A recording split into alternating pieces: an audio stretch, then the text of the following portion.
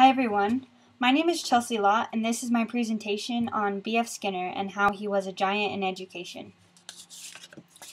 First off, let's start with a little background about B.F. Skinner. B.F. Skinner's full name was actually Barius Frederick Skinner. He was born on March 20th in the year 1904 in the small town of Susannah, Pennsylvania. His father was a lawyer and his mother was a very caring housewife.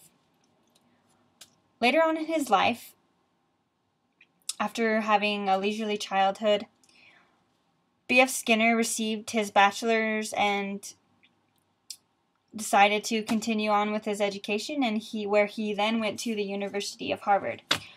At Harvard, he received his bachelor's and doctorate's degrees in psychology.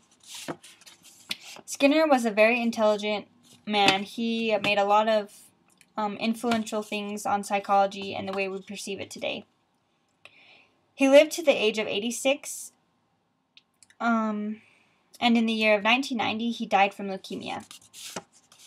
We should not focus so much on his passing, but rather what he left behind for us. Skinner had some amazing ideas about raising children. A theory of his was based on operant conditioning. This theory represents that the child's environment will affect their upbringing. So if you place someone in a different environment, you can change the person's behavior. So if you can change a person's behavior, how was B.F. Skinner able to figure this out? He actually invented something that we call the Skinner box. This is just a room or a place where we'd have people or things go, and he would just affect their environment, so it's just a place that's closed off or isolated from the outside world. And there he was able to observe them and make them act the way he wanted them to. When his daughter was really young, he had her do this. Behavior, one might ask, how can we change someone's behavior? Well, B.F. Skinner was able to change people's behavior through shaping. So shaping would be the answer to this, of course. To shape something or someone, you need reinforcement, or something that they are willing to be able to receive, like a reward, basically. There are two types of reinforcement. There's positive reinforcement and there's negative reinforcement. Positive reinforcement is the best way to go, I feel, and B.F. Skinner also felt this way. I have a quote here from Skinner that says, "The way to positive reinforcement is carried out is more important than the amount."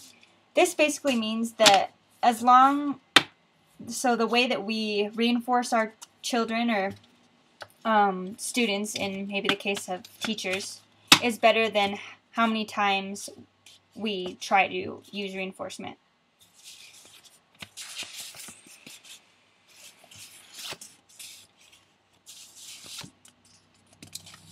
In closing, I would also like to share another quote with you from B.F. Skinner. The quote says, "Education is what survives when what has been learned has been forgotten."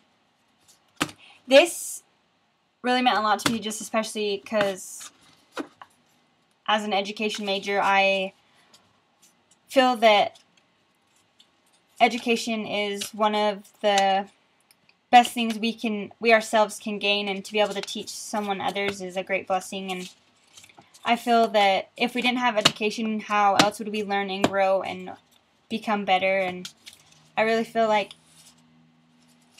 to gain knowledge is a good thing, and I am very thankful for the opportunity to go to school and continue my education. So that is my presentation on B.F. Skinner. Thank you so much.